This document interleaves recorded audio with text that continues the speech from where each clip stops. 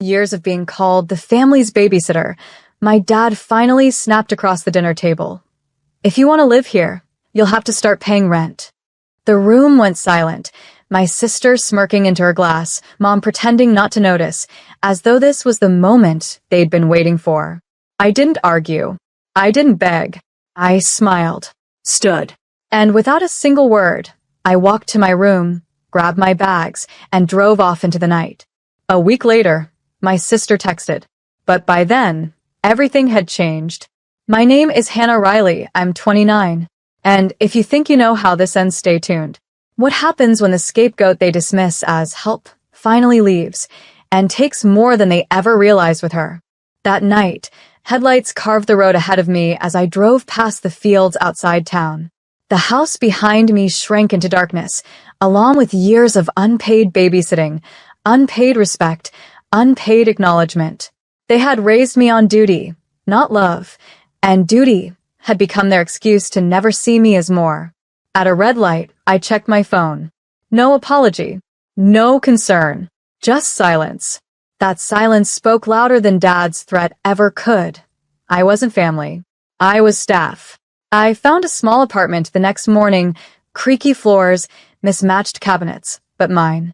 For the first time, I unpacked for myself. Every picture I hung, every plate I stacked, whispered one thing: freedom. I didn't know then what storm was coming. I didn't know the same people who dismissed me would come crawling. But I was ready. Because when you've been invisible your whole life, walking away makes you unforgettable. The first few nights in my new apartment felt strange. The silence pressed against me at first. No kids crying down the hall, no mom calling my name, no footsteps demanding I fix something.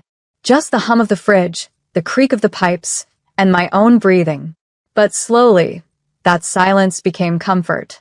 For the first time, I didn't wake up with someone else's schedule taped to my day.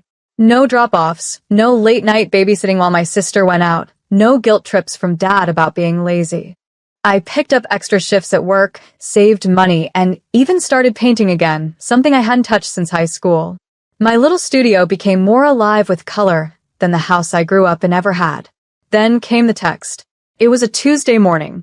My phone buzzed with a message from my sister. "Where are you? The kids need you. Mom said you're being selfish. Just come back already." Selfish.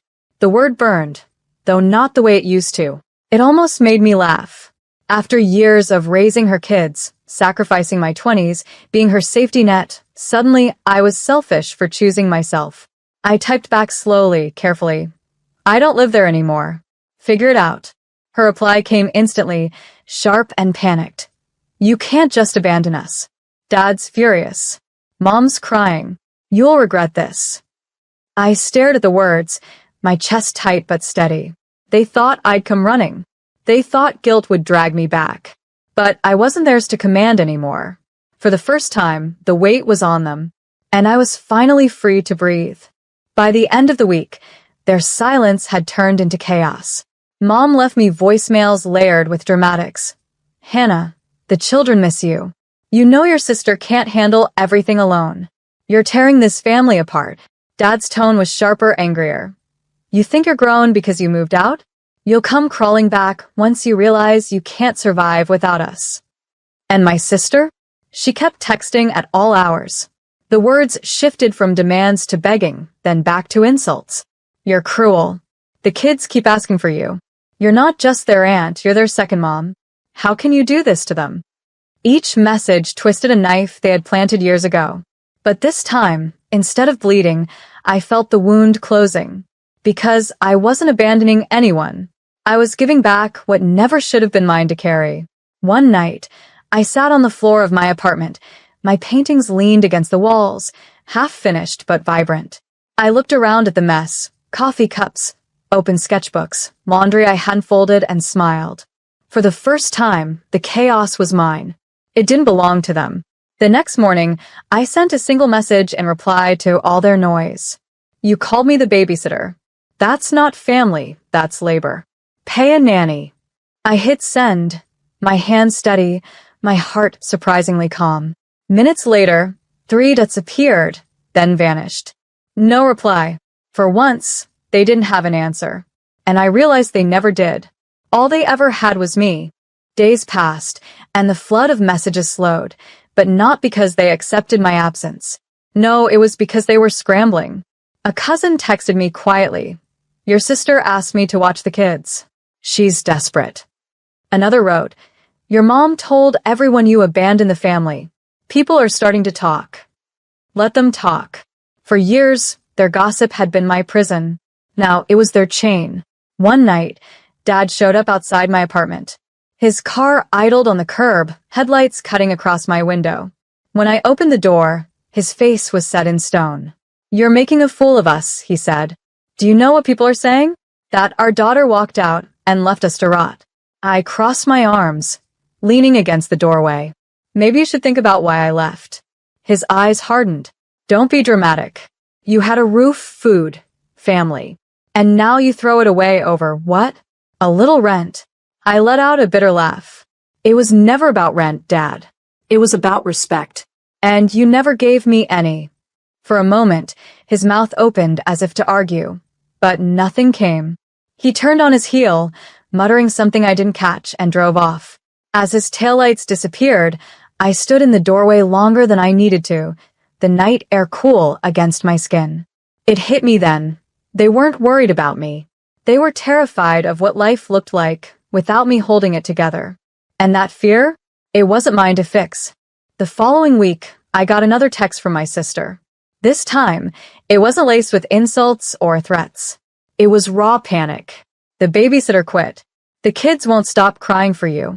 I can't handle this. Please come back, Hannah. I'll pay you. Pay me. I read those two words over and over. For years, I had been free labor. My reward had been eye rolls, comparisons, and a title, the babysitter. Now that I was gone, suddenly my time had value. But I didn't reply. Instead, I sat at my tiny kitchen table, sketching another painting. The strokes came easier these days, freer. My life was starting to feel like the canvas, blank at first, messy in the middle, but mine to shape however I chose. That evening, Mom called. Her tone was softer than before, almost pleading. Hannah, your sister is drowning. You've made your point. Now come home. Family is family. You don't turn your back when things get hard. I closed my eyes, holding the phone to my ear in silence. For years, they had told me that same line whenever they wanted something from me. Family is family. But I finally saw the truth. Family to them had never been love. It had been leverage. I lowered the phone and whispered, then maybe we were never family. I hung up before she could answer. For the first time, I didn't feel guilt. I felt weightless. They had built their world on my shoulders. Now, without me, it was collapsing. And I wasn't rushing in to catch the pieces. By midweek, the silence from their side was deafening. No more calls. No more guilt-ridden messages. Only the faint echoes of a family scrambling without its crutch. But silence has a way of speaking louder than words. I got the proof when a mutual friend pulled me aside at work. Your sister was at the grocery store yesterday, screaming at the cashier because her kids were running wild. Everyone saw it. She kept saying, my sister abandoned me. She ruined my life. Ruined her life. I almost laughed. I had given her mine for years, weekends, nights, birthdays. She had lived free while I bore the weight. And now, with that weight gone, she was crumbling. That evening, I sat by the window of my apartment, the city glowing outside, and let the quiet wrap around me. My phone buzzed with another message, this time from Dad. You've proven your point, but this family doesn't work without you. Come back, Hannah. Enough games. Games. That was what he thought this was. A performance. A tantrum. He still didn't see it. This wasn't a game. This was my life.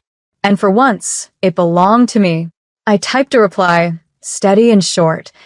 I'm not coming back. Then I turned off my phone, set it face down, and picked up my paintbrush. For the first time in years, the strokes didn't shake. Because this wasn't loss. This was liberation. And it was only the beginning. The fallout didn't take long to spread. Aunt Linda, always the family gossip, called me one afternoon. Her voice was hushed, conspiratorial. Hannah, Your parents are at their wits' end. Your sister's kids are out of control. Bills are piling up, and they don't know what to do without you. I let her words hang, waiting for the punchline. There wasn't one. Just silence. Maybe now, I said softly, they'll understand what I carried all those years. Aunt Linda sighed. They won't admit it. Pride won't let them. But Hannah, they're scared.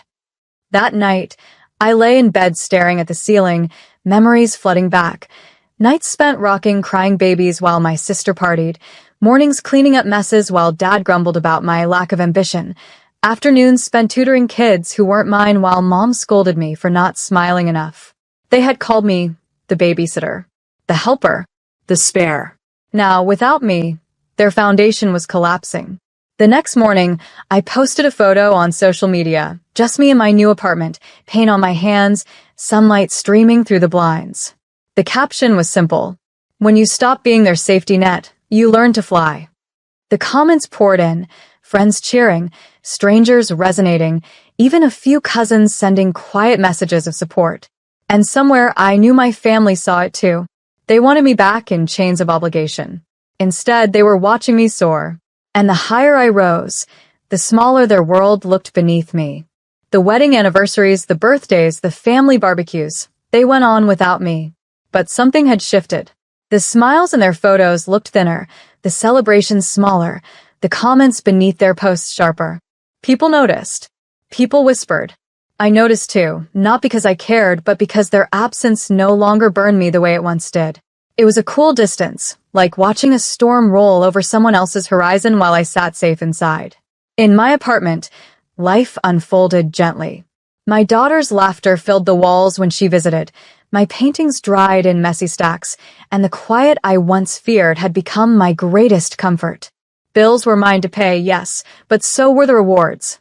My independence. My choices. My joy. One evening, Mom's number flashed on my phone. Against my better judgment, I answered. Her voice was cracked, weary. Hannah, we need you. Your sister can't do this without you. Please, just think about coming home. I let the silence stretch before replying, calm but unshakable. Mom, I did think about it. For 29 years, I thought about it. And the truth is, I was never home there. I was labor. I was convenience. I was invisible. She sniffled softly. We didn't mean, but I cut her off. You did. You all did. And I finally believe you. I ended the call, my hands steady, my chest strangely light. Later, I opened my journal and wrote, Family is not the people who demand you carry them. Family is the ones who walk beside you when you're carrying yourself. I closed the book and set it beside my newest painting, a sunrise bleeding over rooftops, warm and endless. That night, I didn't cry. I didn't ache. I simply breathed, free in a way I never thought possible. They had called me the babysitter, but I had become my own keeper. And the keeper of my peace never gives it away again.